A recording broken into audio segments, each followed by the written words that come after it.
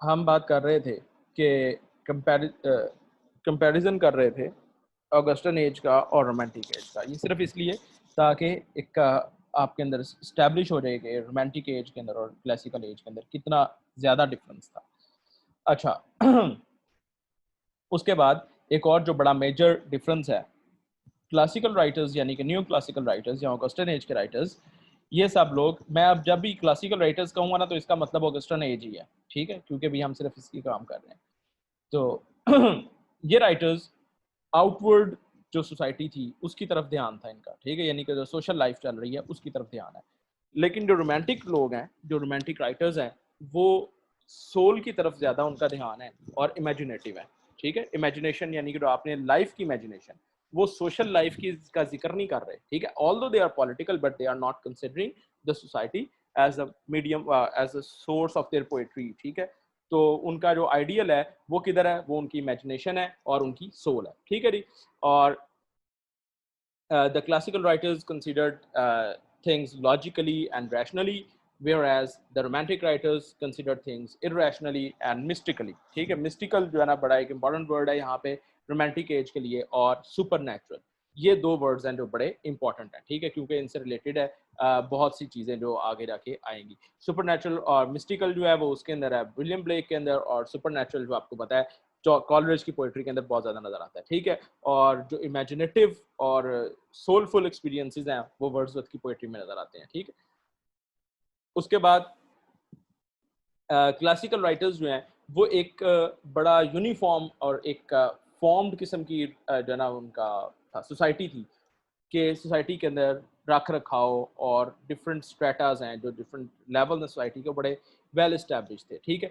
लेकिन जो romantic writers हैं ये नेचर की तरफ चले गए हैं, ये उस सोसाइटी की बड़ी वेल इस्टेब्लिश सोसाइटी है उसकी तरफ नहीं गए, बल्कि ये नेचर की तरफ गए हैं और ह्यूमन एक्सपीरियंस की तरफ चले गए हैं। यानी कि एक बंदा जब एक जंगलों में जाता है या वीरान इलाकों में जाता है तो वहाँ पे जाके जो एक्सपीरियंसेस करता है उसके ऊपर इन्होंने ध्यान देना शुरू कर दिया, ठीक है जी। और Augustan age के जो writers थे, they focused on things on, they were very considerate about rules and regulations, ठीक है। और जो romantic writers हैं ये क्या कर रहे हैं, they are not concerned with the rules and regulations of society, rather than they are criticizing the malpractices of the society, ठीक है। यानी कि सोसाइटी के अंदर जो प्रॉब्लम्स थी उनके क्रिटिकली देख रहे थे, जो इनजस्टिस थी उसको क्रिटिकली देख रहे थे, ठीक है जी।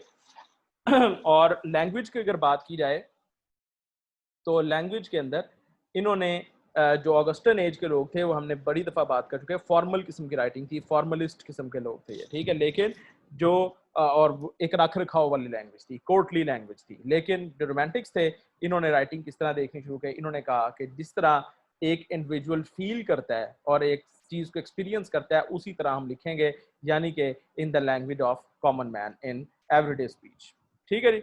अच्छा, अब इसको अगर हम देखें कि अगर आपने इसको कहीं पे मैच ख़त्म करना हो इस बात को, इस सारी डिबेट को, तो प्रेफेस इसका जो है एक एक्सट्रैक्ट जो है वो मैं पढ़ता हूँ लिरिकल बैलेट्स का, जहाँ से आपको अंदाज़ा हो जाएगा कि ये क्या चाह रहे थे पोइट्री के अंदर, क्या इनका ख्याल था, ठीक है। वर्ड्सवर्थ ये लिख रहा है, the principal object then which I proposed to myself in these poems was to choose incidents and situations from common life and to relate or describe them throughout, as far as was possible, in a selection of language rarely used by men, and at the same time to throw them over a certain coloring of imagination, whereby ordinary things should be presented to the mind in an unusual way. ये सारी बात कौन कह रहा है, Wordsworth कह रहा है। यानी कि क्या कुछ होगा, एक तो ये कॉमन लाइफ के एक्सपीरियंसेस हैं and they should be expressed in the language of the man, of the common man, and at the same time there must be a colouring of imagination. और उससे क्या होगा, whereby ordinary things will be presented to the mind in an unusual way, यानी कि जो usual experiences हैं, जो common experiences हैं, they are being observed in a different and uncommon way, unusual way, ठीक हो गया जी। उसके बाद वो कहता है कि ये वर्ड्सवर्थ ने जो अपनी सारी जो वर्क्स हैं वो सारे वो पोएम्स थी वो उसने सारी लिखी थी, ठीक है जी। और जो इसमें कॉलरिज की जो कंट्रीब्यूशन थी वो ज़रा थोड़ी ज़्यादा इमेजिनेटिव है, सुपरनैचुरल की तरफ है, लेकिन वर्ड्सवर्थ की एक्सपीरियंसेस जो थे वो अपने बचपन और इससे रिलेटेड थी, ठीक है। अच्छा, एक चीज़ आपने ध्यान में रखनी है कि ये एक रोमांटिसिज्म जो है वो एक सडन एक्सप्रेशन नहीं था, ये नहीं था कि एकदम रोमांटिसिज्म निकल आई, बल्कि ये एक स्लो प्रोसेस था जिसके जरिए एक एवोल्यूशन सी एक तरह से बनी हुई थी। ठीक है जी। और कॉन्ट्रडिक्शन इसमें बहुत ज़्यादा थी इस लाइफ के अंदर, यानी इस एज के अंदर कॉन्ट्रडिक्शन किस वजह से कि एक तरफ फ्रीडम भी मिल रहा है और एक तरफ ऑप्रेशन बढ़ता जा रहा है। ठीक है, एक तरफ जो है वो मालो दौलत आ रहा है, लेकिन साथ ही साथ गुर्बत बढ़ती जा रही है। ठीक है, इस तरह की यानी कि सारी चीज़ें। तो ये एक बड़ा एक इंग्लिश अगर सेटिंग में अगर आप देखें तो उनके लिए एक बड़ा एक अजीबोगरीब सा टाइम पीरियड था। ठीक है, और इसके अंदर हमें बड़ी चीज़ें नज़र आती हैं जो अब हम आगे इनकी वर्क्स के अंदर आहिस्ता आहिस्ता देखते रहेंगे। ठीक है, लैंग्वेज के बारे में यहाँ पे एक बड़ी इंपॉर्टेंट बात हुई है कि यहाँ पे विलियम कॉबेट नामी एक बंदा था और ये स्कॉलर था, जर्नलिस्ट और राइटर बन गया। ठीक है, और विलियम कॉबेट साहब जो थे, इन्होंने एक जो है ना वो बात की कि लैंग्वेज की ग्रामर के बारे में, कि हमारी जो लैंग्वेज है उसके अंदर कोई उसकी कोई ग्रामर अभी तक लिखी नहीं गई, कोई स्टैंडर्डाइज्ड उसकी यूजेज नहीं हुई। ठीक है, और इसने क्या कहा, इसकी मैं छोटा सा एक्सट्रैक्ट भी आपको सुना देता हूँ। वो कहते हैं without understanding this you can never hope to become, ये मैंने पीछे से एक जो है ना वो पढ़ रहा हूँ, पीछे से कंटिन्यूड है। Without understanding this, you can never hope to become fit for anything beyond mere trade or agriculture। यानी कि अगर आपने ये ना समझा कि सोशल क्लासेस के लिए और सोशल क्लास की जो स्टेबिलिटी है उसके लिए ज़रूरी है कि लैंग्वेज भी हमारी एक जैसी हो। ठीक है, तो वो कह रहा है कि अगर आप ये नहीं समझेंगे तो फिर आप ट्रेड या एग्रीकल्चर ही करते रहें। ठीक है, without knowledge, without a knowledge of grammar, it is impossible for you to write correctly, and it is by mere accident that you speak correctly. And pray, bear in mind that all well-informed persons judge of a man's mind by his writing or speaking। ये इसकी एक किताब थी advice to young man. ठीक है, वहां से extract है, एडवाइस टू यंग मैन। अच्छा, ये उनको क्या कह रहा है कि अपनी अगर आपने लैंग्वेज को प्रिजर्व करना है, और लैंग्वेज की जाहिर बात है प्रिजर्वेशन के लिए किसी भी लैंग्वेज की ग्रामर बहुत ज़रूरी होती है। ठीक है, और ये जो ग्रामर थी ये किस लिए लिखी जाने लग पड़ी, ताकि लोग जो हैं उनको पता हो कि हमने किस तरह सही इंग्लिश बोलनी है। और वो कहता है अगर आप सही इंग्लिश बोल रहे हैं तो ये बाय एक्सीडेंट है कि आप सही बोल रहे हैं। और अभी भी अगर आप लंदन में जाते हैं, किसी ऐसे मेट्रोपोल पे जाते हैं, मेट्रोपोल में जाते हैं, तो आपको इंग्लिश ऐसी नहीं मिलेगी जो बड़ी वेल एस्टैब्लिश्ड इंग्लिश हो। ठीक है, और वो बल्कि हैरान हो जाते हैं अगर कोई आप उनके साथ अगर जाके सही करेक्ट वे में इंग्लिश बोलेंगे, उन्हें फौरन पता लग जाएगा ये बंदा यहाँ का नहीं है, क्योंकि वो सही इंग्लिश बोल रहा है। ठीक है, और एक्सेंट की बात नहीं मैं कर रहा, मैं उसकी जो सही जो इंग्लिश है, जो उसके रूल्स हैं, उनको फॉलो नहीं कर रहे होते। ठीक है, क्योंकि अहले जुबान जो है वो फॉलो नहीं करते। जिस तरह उर्दू अगर कोई हम किसी की सुने, कोई बंदा अगर कोई बंदा दिल्ली से आया या कहीं से कोई बाहर का फर्ज करें, कोई अंग्रेज है, वही उसी की हम जो है ना वो उर्दू सुनते हैं, तो हम परेशान हो जाते हैं कि यार ये बंदा कितनी अच्छी उर्दू बोल रहा है, जबकि हम हालांकि जानते पूछते भी हम बहुत सी यूसेज गलत कर रहे होते हैं। ठीक है जी। अच्छा, तो लैंग्वेज का बहरहाल आपको मैंने बता दिया। अब हम चलते हैं कि विलियम ब्लेक और वर्ड्सवर्थ और ये सारे लोग ये क्या कर रहे थे। ठीक है जी, अगर हम बात करते सबसे पहले हम बात करेंगे विलियम ब्लेक की।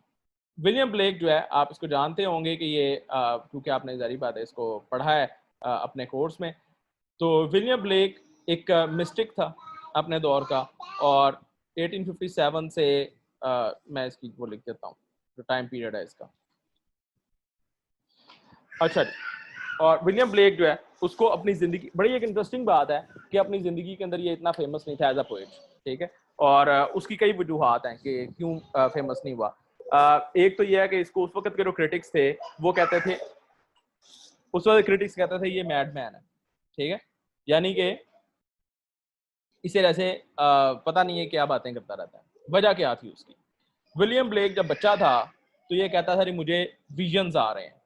ठीक है, विजन यानी कि ख्वाब आते हैं, और ये जागती आंखों के ख्वाब थे इसके, या पता नहीं वाकई सोते हुए इसे ख्वाब आते होंगे। ये एक दिन ये उठा तो इसने अपने वालिद वाली मुझे जो है ना वो गॉड ने देखा है इस खिड़की में से। ठीक है, एक दफ़ा इसके घर के बाहर एक दरख्त था तो इसने कहा जी इसके ऊपर मुझे एंजल्स नजर आते हैं। ठीक है, अब ये पता नहीं उसने सच कहा था या उसकी गप थी, जो भी बहरहाल बात थी। तो अगर आप वो देख रहे होंगे कोई इस तरह के अगर आपको पता होगा मिस्टिक एक्सपीरियंसेस आपने या कोई ड्रामास देखे होंगे ऐसे या मूवीज देखी हो, तो आपको पता होगा ये बड़ी उनके मिस्टिक्स के अंदर एक बात होती है, वो कहते हैं जी हमें इस तरह फील होता है। ठीक है, और कुदरतुल्लाह शाह आपको अगर आप पढ़ते होंगे तो उसके अंदर भी ऐसी गप्पें बड़ी लिखी हुई हैं। अच्छा खैर तो लेकिन 20th सेंचुरी के अंदर जब इसको क्रिटिक्स ने दोबारा देखना शुरू किया, रोमांटिक मूवमेंट को सही तरह पढ़ा गया, तो विलियम ब्लेक जो है वो एक बहुत ही ज़बरदस्त राइटर के तौर पे सामने आया। ठीक है, पोएटिक जीनियस भी इसकी नज़र आई, और इसकी पॉलिटिकल अप्रोच भी नज़र आई, और इसकी सोशल अप्रोच भी नज़र आई। ठीक है जी। और स्विनबर्न जो कि अगली सेंचुरी का बंदा है, वो क्या कहता है इसके बारे में? वो कहता है कि सुप्रीम एंड सिंपल। ठीक है, ये उसने बड़े इसकी सादे अल्फाज में उसकी बात कर दी कि सुप्रीम एंड सिंपल। और ये भी उसने कहा था कि he is fit to be ranked among the great masters, यानी कि जो मिल्टन वगैरह जैसे लेवल के लोग थे उनके साथ इसको रैंक किया जाए। ये भी उसने इनके बारे में कहा। अच्छा, मिस्टिसिज्म इसकी जो है ना वो मशहूर है। वो आपने भी इसका जब क्वेश्चंस आप इसके कर रहे होंगे तो William Blake as a mystic भी आपने जरूर अटेम्प्ट किया होगा। अच्छा, जो इसकी फर्स्ट वर्क इसका पब्लिश हुआ है वो है पोएटिकल स्केचेस। ठीक है, फर्स्ट वर्क जो इसका पब्लिश हुआ है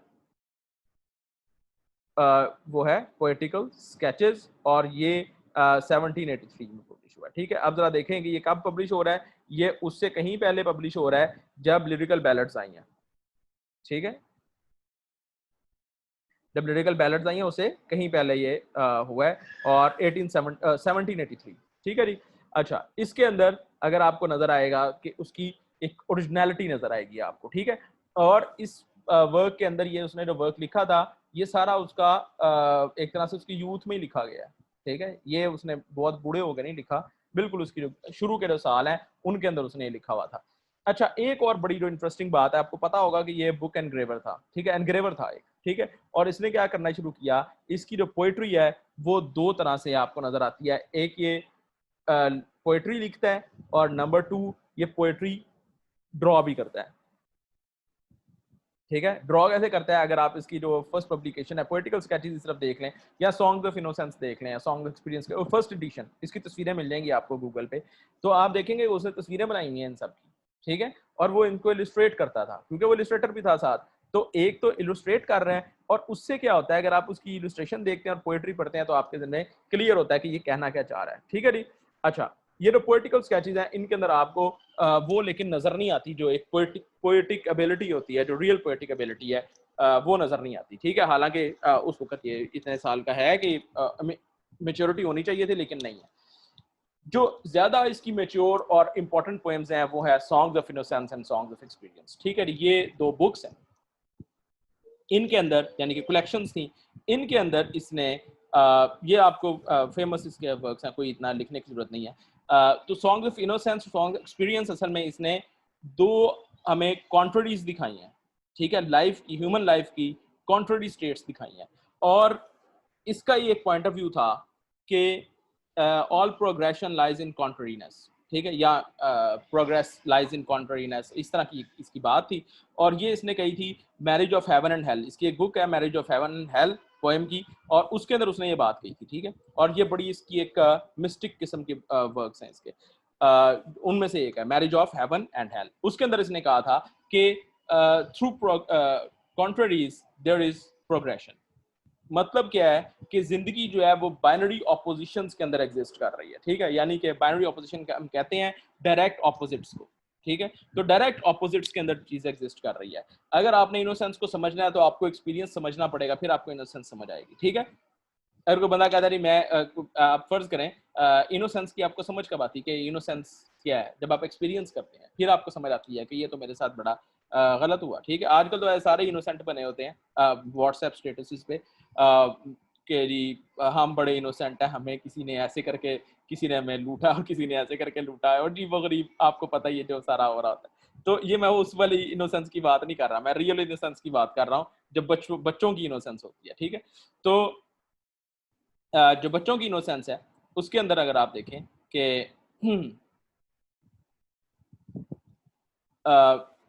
बच्चों की जो इनोसेंस होती है उसमें उनको ये नहीं पता कि उनको प्रॉब्लम्स उनकी अगर हैं तो उनका जिम्मेदार कौन है। ठीक है, उनको ये नहीं पता होता। ठीक है, opposites define each other, yes you can say, हम डिफाइन इसी तरह करते हैं अपोजिशंस के साथ। ठीक है, बाइनरी ऑपोजिशन इसी को कहा जाता है। तो सॉन्ग्स ऑफ एक्सपीरियंस के अंदर इसने क्या किया है कि सॉन्ग्स ऑफ इनोसेंस के अंदर इसने अपने वो बातें लिखी हैं, लाइफ को इसने दिखाया है from the point of view of a child.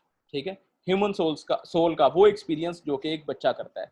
Songs of experience में इसने दिखाया है कि एक ग्रोन अप मैन है, when he is in the market और he is in the world, in direct contact with human beings, then he experiences the real things. ठीक है, वो जो उसका वो एक्सपीरियंस है वो बचपन में नहीं था। बचपन में वो देखता था तो उसको बच्चे, छोटे छोटे बच्चे जो हैं वो उसको क्रिश्चियनिटी की एक बड़ी आला मिसाल नजर आते थे और उसको भी यही नजर आता था। बिल्कुल वो यही बात कर रहा है जिस तरह आपके चांद मेरी जमी फूल मेरा वतन, ठीक है ना, ये आपको बचपन में नजर आता था।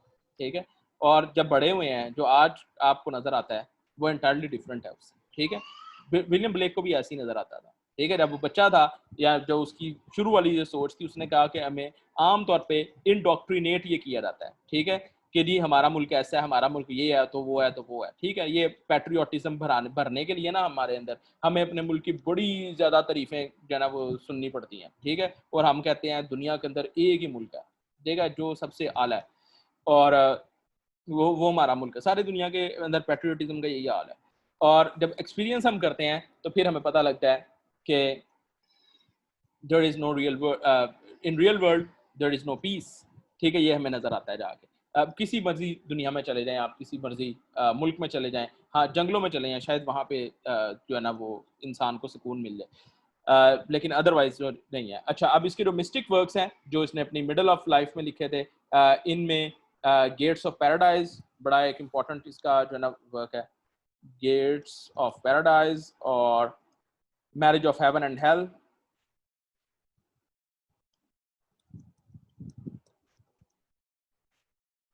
और इसका क्या था, द फ्रेंच रेवोल्यूशन, ये भी इसने एक लिखी थी, और एक अमेरिका के नाम से भी लिखी हुई है, फ्रेंच रेवोल्यूशन। ये मैंने इसके जो मेजर यानी कि वर्क्स हैं उनका लिख रहा हूँ। वैसे सबसे मेजर तो songs of experience, songs of innocence ही हैं, और उन्हीं के अंदर इसकी जो बड़ी अहम पोएम्स हैं, जैसा टाइगर एक बड़ी इंपॉर्टेंट पोएम है। अच्छा, और ये पोएट जो है ना, ये एक और बात इसकी मैं बताऊँ आपको, बड़ा सिम्बॉलिक पोएट है, हाईली सिम्बॉलिक पोएट है ये। और इसके सिंबल्स आपको किस तरह नजर आते हैं, इसके सिंबल्स आपको नजर आते हैं बच्चों के अंदर। ठीक है, चिल्ड्रन जो है वो इसके लिए, हाँ जी, विलियम ब्लेक बहुत ही रेवोल्यूशनरी पोएट, बहुत सिंबलिस्टिक पोएट्री है इसकी। ठीक है, और सिंबलिस्टिक मेरा ख्याल है कोई वर्ड नहीं होता, सिंबलिस्ट, शायद सिंबलिस्टिक कोई होता हो। बहरहाल इसकी पोएट्री में सिंबलिज्म है। ठीक है, there is a lot of symbolism in his poetry. Symbolist technique use करता है ये। और सिंबल्स के कौन से हैं, लैम्प जो है वो किसका सिंबल है, वो गुड क्रिश्चियंस का सिंबल लैम्प बनाया हुआ है इसने। और जो चिल्ड्रन, फ्लावर्स और ये सारा कुछ जो है ये इनोसेंस के सिंबल है। ठीक है, और जो ऑपरेशन के सिंबल इसको कहाँ नजर आते हैं, जो इंडस्ट्री दिखाता है उसके अंदर ऑपरेशन नजर आता है। ठीक है, इसको क्या कहता है इंडस्ट्री को, ये सैटनिक मिल्स, सैटनिक मिल्स इसने कहा है। और पोएम का नाम है डिड दोज फीट। ठीक है, ये पोएम इसने लिखी थी मिल्टन के लिए भी, और मिल्टन की मेमोरी में, और वो पुराने ज़माने के जो लोग थे, जो सेंट्स वगैरह जो क्रिश्चियंस के थे, उनके ऊपर उसने ये पोएम लिखी थी। ठीक है, डिड दोज फीट, उसके अंदर ये कहता है इनको सैटनिक मिल्स। और सैटनिक मिल्स क्यों कह रहा है, क्योंकि ये सोर्स ऑफ ऑपरेशन है। टाइगर के अंदर अगर आप देखें तो वहां पे भी आपको इसका जो सिंबल नजर आता है वो टाइगर की जो टाइगर हार्ट है, और शायद वो पता नहीं इंग्लैंड पे के ऊपर क्रिटिसाइज कर रहा है कि ये बहुत ही पावरफुल किस्म का है, लेकिन इससे वो उसको हमें फायदा ऐसे नहीं पहुंच रहा। Tiger tiger burning bright in the forest of the night. तो उसके अंदर भी इसकी जो इमेजरी है वो सारी अगर आप देखें तो इंडस्ट्री से रिलेटेड है। ठीक है, और वो आयरन इंडस्ट्री से रिलेटेड है। और अगर आप इसकी जो पोएम्स हैं उनमें देखें तो चिमनी स्वीपर है, वो बच्चे की जो दिखा रहा है कि किस तरह प्रॉब्लमेटिक लाइफ है जो बच्चों की गुजर रही है इसके अंदर। चिमनी स्वीपर जो है ना वो उस जमाने में बच्चे हुआ करते थे, और बच्चों को चिमनी के अंदर घुसाते थे, और वो ऊपर जब निकलते थे तो सफाई करते आते थे। ठीक है, क्योंकि चिमनी में इतनी जगह नहीं होती कि बड़ा बंदा जाए। तो चिमनी स्वीपर जो है ये उसको कैसे देखता है, उसको as as a person of as an oppressed symbol, symbol of oppression देखता है। ठीक है, sorry, as a symbol of oppression ये देखता है। और उसके बाद बहरहाल इसकी जो हम आगे जब हम करेंगे इसकी अ, जो पोएम्स हैं वो हम आगे देखेंगे, जिस तरह हम राइटर्स को देख रहे हैं।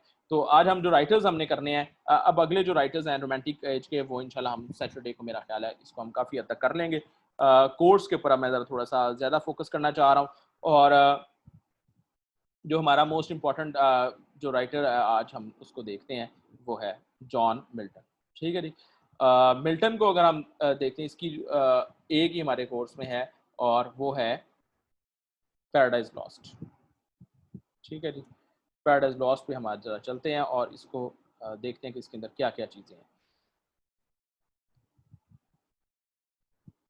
पैराडाइज लॉस्ट जी एक एपिक पोएम है, और एपिक पोएम जो है वो क्या होती है ये आप सब लोग बड़ी अच्छी तरह जानते हैं। Epic is a long narrative poem, ठीक है, यूजिंग हाईली एलैबोरेट लैंग्वेज, और there are long speeches and उसके अलावा जो ये एपिक कन्वेंशन जो होते हैं, ठीक है, लॉन्ग स्पीचेस हैं इसके अंदर, और इसके अंदर जंगें भी होती हैं, और इसके अंदर बहुत ड्रामा जिसे आप कहते हैं, ठीक है, और लैंग्वेज के अंदर मेटाफर्स सिमिलीज बहुत ज़्यादा इस्तेमाल होती हैं, ठीक है। इस पोएम को हम कहते हैं एपिक। और ये पोएम जो है वो स्टार्ट किसने की है, ये स्टार्ट की है ग्रीक्स ने, ठीक है, होमर। और फिर उसके बाद जो ट्रेडिशन चलती आई लैटिन पोइट्री के अंदर भी, और जॉन मिल्टन ने यहाँ पे हमें एक दी है, ठीक है जी। और इससे पहले हमने जिक्र किया था कि एपिक जो थी वो कौन सी एपिक थी जो जिसका हमने जिक्र किया था, और बिल्कुल शुरू के जो इंग्लिश जो थे उनके अंदर एपिक थी, लेकिन वो एंग्लो सैक्सन थी, वो इंग्लिश नहीं थी। तो इंग्लिश एपिक जो है वो इसी की है, और इसकी जो ओरिजिनली जो बुक्स थी वो 14 थी, ठीक है, 14 बुक्स इन ओरिजिनल, और 14 बुक्स को इसने हाँ जी, ब्यूवल्फ, वेरी गुड। तो 14 बुक्स थी इसकी, और 14 बुक्स को इसने जब इसका सेकंड एडिशन पब्लिश किया तो इसने 2 बुक्स, जो लास्ट 2 बुक्स थी उनको निकाल के अलग कर दिया और उनका नाम रख दिया पैराडाइज रीगेन्ड, ठीक है। और जो फर्स्ट 12 बुक्स हैं इनका नाम है पैराडाइज लॉस्ट। अब होता क्या है इनकी पूरी, अगर मैं आपको हो सकता है किसी के दिन से ये चीज़ें निकल गई हों, तो मैं ज़रा इसको बताता हूँ। हर बुक से पहले ये एक आर्गुमेंट लिखता है, ठीक है। आर्गुमेंट से क्या मुराद है, एक शॉर्ट समरी आप उसे कह रहे हैं, ठीक है। वो शॉर्ट समरी इसने हमें हर एक से पहले दी हुई है, और उस आर्गुमेंट के अंदर अगर आप सिर्फ आर्गुमेंट्स पढ़ लें तो आपको 12 बुक्स की समझ आ जाती है। बुक्स के अंदर इसने जो पोएट्री जो इसकी है वो आपको पता है बहुत ही एलैबोरेट लैंग्वेज है, जो कि एपिक कन्वेंशन है एक, यानी कि एपिक अगर आपने लिखनी है तो इसकी स्पीचेस जो है वो बहुत लॉन्ग होनी चाहिए, और साथ ही साथ लैंग्वेज इसकी ऑर्नेट होनी चाहिए, यानी कि मेटाफर्स और सिमिलीज बहुत ज़्यादा होने चाहिए, लिटरेरी एलूजन्स भी होनी चाहिए, ठीक है। और इसके लिटरेरी एलूजन्स बहुत ज़्यादा इसने यूज़ किए हैं माइथोलॉजी के रेफरेंसेस के साथ, ठीक है ना। माइथोलॉजी के रेफरेंसेस हैं बहुत ज़्यादा, और अच्छा, एक और जो एपिक की एक बड़ी खास बात थी वो मैं भूल गया, कि इसमें इन्वोकेशन होती है, यानी कि पुराने ज़माने में जब ग्रीक्स लिखते थे तो वो हेवनली म्यूज जो कि उनकी गॉडेस ऑफ पोएट्री थी, वो उससे इंस्पिरेशन मांगते थे, ठीक है। लेकिन मिल्टन ने, क्योंकि वो क्रिश्चियन है, और उसने मांगी है हेवनली म्यूज से, यानी कि आप इसे समझ लें कि जो स्पिरिट, जो एटर्नल स्पिरिट क्रिश्चियन कॉन्सेप्ट्स में एटर्नल स्पिरिट्स जो है वो कहा जाता है, क्योंकि ये मैरी, गॉड और जीसस इन तीनों को एक समझते हैं, तो वो होली स्पिरिट उस सेंस में उसने कहा है। ये उससे जो है ना वो मदद मांगता है, इंस्पिरेशन मांगता है। अच्छा, तो मैं बात कर रहा था कि 12 बुक्स के अंदर आपको हर बुक के शुरू में एक आर्गुमेंट नजर आता है जिसके अंदर इसकी पूरी डिटेल दी होती है। बुक 1 और बुक 9 जो थी वो हमारे कोर्सेज में थी, लेकिन मैं आपको सारी जो है ना उसकी डिटेल देता हूँ। एपिक हमेशा शुरू कहाँ से होती है, मीडिया रेस, यानी कि दरमियान से शुरू होती है, middle of the action, media res. ये एक इसकी बड़ी इंपॉर्टेंट बात है, मीडिया रेस, ठीक है। मीडिया रेस का मतलब होता है action happening from the middle, या drama in the middle of drama. तो जब हम पैराडाइज लॉस्ट ओपन होती है तो हमें पता लगता है कि there had been a war between Satan and God, और उसके नतीजे में क्या हुआ कि सैटर्न हैज बीन ओवरथ्रोन, और उसकी जो हेवन में एक सीट थी, यानी कि उसको पैराडाइज के अंदर रखा गया था, वहां से उसको उठा के बाहर फेंक दिया गया। अब हमारा जो कॉन्सेप्ट है ना वो उनका कॉन्सेप्ट नहीं है। क्रिश्चियंस ये कहते हैं कि सैटर्न ने क्या किया था, सैटर्न ने बस वैसे ही उसके दिल में ख्याल आया कि ये जो हमारा ओमनीपोटेंट गॉड है इसकी पावर असल में हम है, तो हम नहीं होंगे तो इसकी पावर नहीं होगी, ठीक है। तो उसने जनाब अपने साथ अपने हवारी इकट्ठे किए कुछ, ठीक है, जिनमें बिल्ज़ेबब और इस तरह के लोग हैं, और उन सब को इसने क्या किया, उन सब को उन्होंने तैयार किया खुदा के खिलाफ जंग करने के लिए। और जब जंग हुई तो फिर इनको जब थोड़ी सी जंग यानी कि हीट अप हुई तो गॉड की एक थंडर आई, यानी कि जो बिजली की कड़क थी जिससे ये उड़ के गिरे हैं और जहन्नम की बिल्कुल गहराइयों में गिर गए हैं, हेल के अंदर गिरे हुए हैं। यहाँ से पैराडाइज लॉस्ट ओपन होती है। अच्छा, इससे पहले जो फर्स्ट लाइंस हैं पैराडाइज लॉस्ट की, उनके अंदर वो अपना एक पर्पस बताता है। तो इसके जो है ना वो 2 पर्पस थे पैराडाइज लॉस्ट के। एक पर्पस है जो उसने पैराडाइज लॉस्ट के अंदर लिखा है, और एक पर्पस है जो मिल्टन ने अपने लेटर्स में और अपने वर्क्स में वैसे बताया हमें, ठीक है जी। एक पर्पस उसका क्या है कि to beautify the English language with an epic। ठीक है जी, एक तो ये पर्पस था, ये उसका शुरू से पर्पस था जो ऑन 23rd बर्थडे के अंदर भी नजर आता है और उसके बाद वाले वर्क्स में उसकी राइटिंग्स में नजर आता है। ठीक है जी। उसके बाद जो बुक के अंदर इसे पर्पस बताया वो क्या, to justify the ways of God to man, to justify the ways of God to man. अच्छा, ये justification of ways of God to man है, इसका मतलब क्या है, यानी कि he is standing on a high plane और वहां पे ये गॉड और इंसान के दरमियान इंटरप्रेटर बना हुआ है। ठीक है, हमें इंटरप्रेट करके बता रहा है कि ये गॉड के सारे जो मामला था वो किस तरह है। तो एक इसके अंदर वो प्राइड और वो जो है ना इल्मी जिसे एरोगेंस कहते हैं वो नजर आ रही है। ठीक है, कि भी मैं नॉलेजेबल, मैं जरा हायर प्लेन पे हूँ और कॉमनर से, ये प्योरिटन एज का एक ट्रेट था, यानी कि उस जमाने में समझा जाता था कि ये ज़रा हाई अप्स हैं और ये ज़्यादा समझते हैं और ये लोगों को बता रहे हैं। अच्छा, बहरहाल ये इसका पर्पस था। जो इसमें फर्स्ट बुक के अंदर हमें जो नज़र आता है उसके अंदर सेटन का करेक्टर बहुत एक स्ट्रॉन्ग करेक्टर है और तकरीबन सेटन की 5 स्पीचेस हैं। ठीक है, 5 स्पीचेस कहाँ से कहाँ कहाँ पे होती हैं। सबसे पहले वो हेल के अंदर पड़ा हुआ है और फायरी लेक है जिसके अंदर इसको गिराया गया है और वहां से वो उठता है और उठने के बाद अपना बिल्ज़ेबब जो है उसका साथी है उसको जगाता है। ठीक है, और देखता है कि बिल्ज़ेबब भी जो है ना वो होश में आ गया है और फिर वो देखता है कि ये हम कहाँ पे आके गिर गए हैं। और यहाँ पे शुरू में सेटन के दिल में थोड़ा सा एक मलाल आता है कि हम कितनी हैप्पी स्टेट थी जहाँ से हम गिरे हैं और कितनी बुरी जगह पे आके गिरे हैं। ठीक है, ये उसके दिल में ख्याल आता है। स्पीच है, एक बड़ी इंटरेस्टिंग स्पीच है, लेकिन वो साथ ये कहता है कि हमने चैलेंज करके, गॉड को चैलेंज करके हमने ये बात तो पता लग गई है कि गॉड की पावर जो है वो रियल कहाँ पे है। ठीक है जी, ये कहता है जैसे हमें समझ आ गई। उसके बाद वो कहता है कि जो हमारे जो लोग गिरे पड़े हैं फिर ये उनको उनसे इसकी स्पीचेस हैं, 5 स्पीचेस हैं, आप इनको पढ़ भी सकते हैं लेकिन इसके कोर्स में आने की कोई अब ऐसी चीज़ नहीं है, यानी कि पेपर में आपको कोई ऐसी चीज़ नहीं आ सकती इससे। खैर के वो स्पीचेस के अंदर पूछेगा। सैटर्न जो है उसको बड़ा एक हीरोइक फिगर के तौर पे दिखाया है बुक 1 के अंदर। ठीक है, फिर जो बुक 9 जो कोर्स में है, सारे कोर्सेज के अंदर यही है, बुक 9 1 और 9। बुक 9 के अंदर उसने दिखाया कि फॉल ऑफ मैन, पहले में आपको फॉल ऑफ सैटर्न नजर आ गई, बुक 9 में फॉल ऑफ मैन है, यानी कि एडम और ईव है। एडम और ईव के साथ होता क्या है कि ईव जो है वो एडम को कहती है कि हम रोजाना आप इकट्ठे रहते हैं तो आज मैं एक अलग काम करूंगी। अपना काम इनका क्या है, to look after the garden of paradise. तो एडम को इसने कहा कि तुम अलग रहो, एडम उसको समझाता है, लेकिन somehow Eve goes alone alone. अच्छा, ईव चली आती है और उसके बाद सर्पेंट की फॉर्म में सेटन उस तक पहुंचता है। ठीक है, सर्पेंट सेटन क्या करता है, सेटन ये इरादा करता है बुक 1 के अंदर कि मैंने गॉड से बदला तो मैं डायरेक्ट लूं या ना लूं, मैंने जो नया क्रीचर एक डेवलप किया है, गॉड ने क्रिएट किया है, मैं उस क्रीचर से बदला दूंगा, यानी कि मीनिंग एडम एंड ईव, इनसे बदला लूंगा। तो जब ये जाता है जन्नत के सारे दरवाजे देखने की कोशिश करता है तो हेवन हर तरफ से बंद की होती है, सारी तरफ से लॉक होती है। ठीक है, और ये जब कोशिश करता है ढूंढने की तो फिर इसे एक जो है ना वो सी है जहाँ से इसको रास्ता नजर आता है कि यहाँ से मैं जा सकता, रिवर है सॉरी, तो उस वहां से जाता है और फिर अंदर जाके सारे जो क्रीचर्स हैं उनको देखता है कि मैं किसके अंदर जाके बैठूं, और फिर ये एट द एंड जो है वो सेटन सरपेंट को चूज करता है, यानी कि सांप को।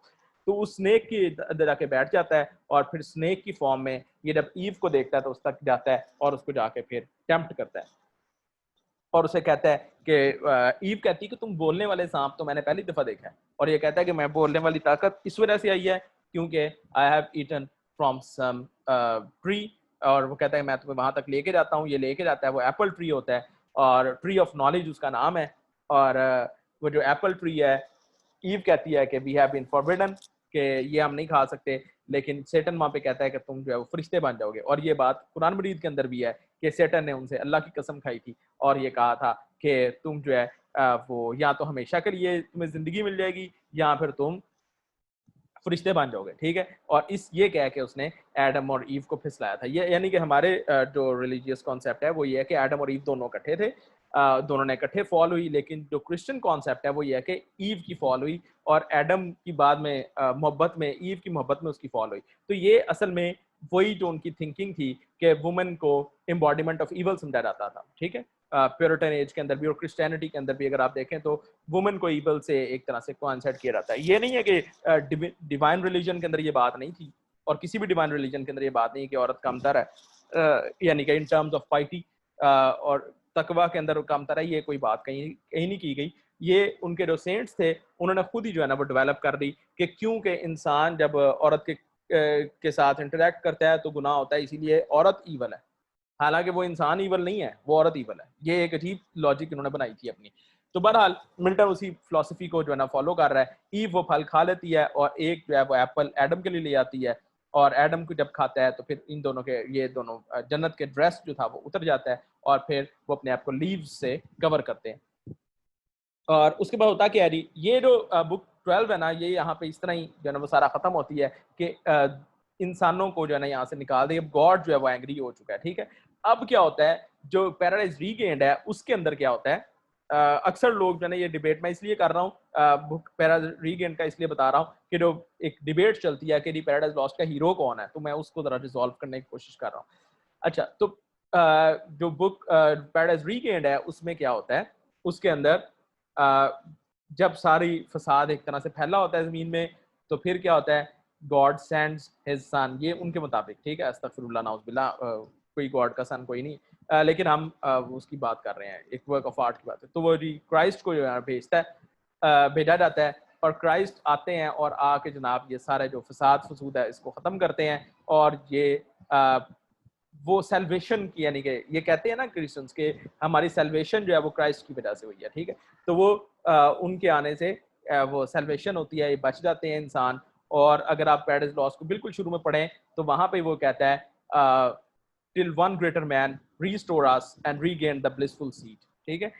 तो ये मेरा ख्याल है कोई 12th लाइन 13th लाइन है, लाइन मुझे याद नहीं, नंबर याद नहीं लाइन का। तो ये उसने शुरू में ही कह दिया था कि जो वन ग्रेटर मैन है वो असल में इस पैराडाइज लॉस्ट, पूरे जो पैराडाइज लॉस्ट है इसका हीरो जो है वो असल में क्राइस्ट है, जिसने आगे एंड पे सारा कुछ रिस्टोर कर दिया, ठीक है। तो ये एक जो है ना जो बहुत बड़ी एक डिबेट है, उसका ये एक मैं आपको जो उसका असल जो जवाब है वो यही है। लेकिन जो आपके इसके अंदर लिखा होगा, आपने जो अपनी स्टडी के दौरान पढ़ा होगा एनकेएम या करंट नोट्स के अंदर, उन्होंने यही बताया होगा, कहीं किसी ने एडम को बताया होगा, किसी ने कहा होगा सेटन जो है ना वो उसकी बड़ी हीरोइक फिगर है, लेकिन वो एट द एंड हीरो नहीं बनता, ठीक है, और एडम जो है वो हीरो बन जाता है। तो ये दोनों असल में उसके हीरो नहीं है, उसका हीरो जो है वो असल में वो है। लेकिन क्योंकि एक्शन के अंदर इन्वॉल्व है एडम और सेटन, ये सारे इन्वॉल्व हैं, तो आप इन सबको लिखेंगे, ठीक है जी।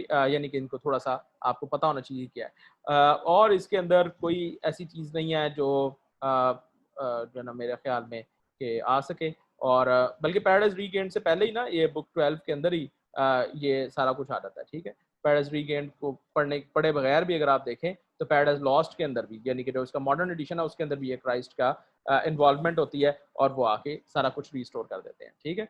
और मैं ये इसलिए इतने कॉन्फिडेंस से कह रहा हूँ, मैंने 12 बुक्स पढ़ी हुई हैं, ठीक है। किसी दौर में मिल्टन मुझे बहुत अच्छा लगता था और मैं इतना इसका दीवाना था, मैंने इसकी सारे वर्क्स पढ़ने शुरू कर दिए।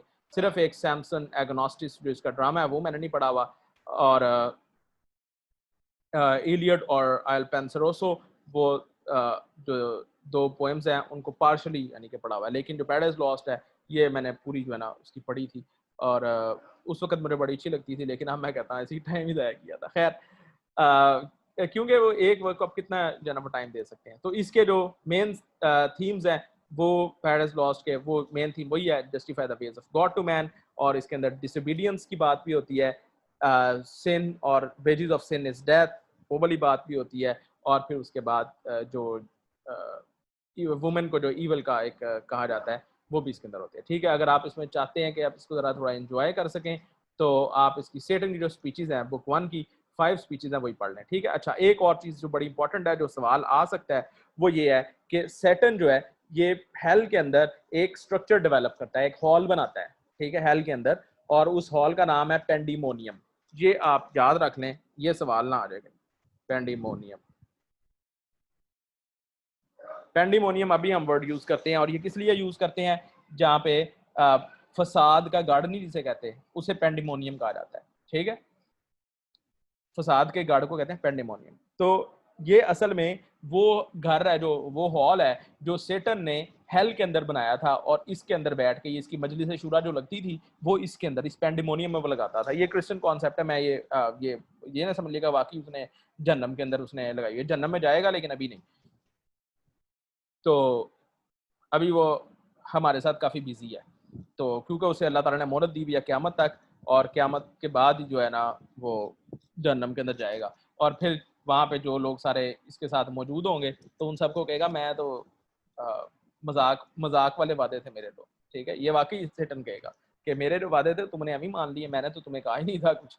तो ज़ाहिर-सी बात है वो झूठा है तो यही करेगा। तो पैंडेमोनियम बहरहाल ये आपको पता होना चाहिए उसकी, जहाँ पे वो अपने सारा कुछ डिसाइड करता है। और उसके बाद बस इसके अंदर और कोई ऐसी बात नहीं है जो आ सकती हो। नेक्स्ट जो सैटरडे को मेरा जो प्लान है वो ये है कि एक तो आपने असाइनमेंट्स वो मैं आपको दोबारा बता देता हूँ, वो ग्रुप में मैसेज कर देता हूँ, जिन्होंने नहीं सुना हुआ वो भी सुन लेंगे। और दूसरी चीज़ ये है कि सैटरडे को हमारा जो प्लान है वो ये है कि एक रोमांटिक पोएट सारे हम कर लेंगे, और उसके बाद कोर्स का जो क्लासिकल पोएट्री है उसको हम फिनिश करेंगे। मॉक एपिक एक हमने करनी है, और सरे एंड वाइट की कोई ज़रूरत नहीं है, वो आपको पता है उनकी पोएट्री के वो 3-4 बातें ही हैं, वो कर लेंगे हम। और उसके बाद जॉन डन है, ठीक है? तो ये हमने इंशाल्लाह सैटरडे को हमारी क्लासिकल पोएट्री का कोर्स भी खत्म हो जाएगा, और साथ ही साथ रोमांटिक एज जो भी हो जाएगी। ठीक है जी? अल्लाह हाफ़िज़।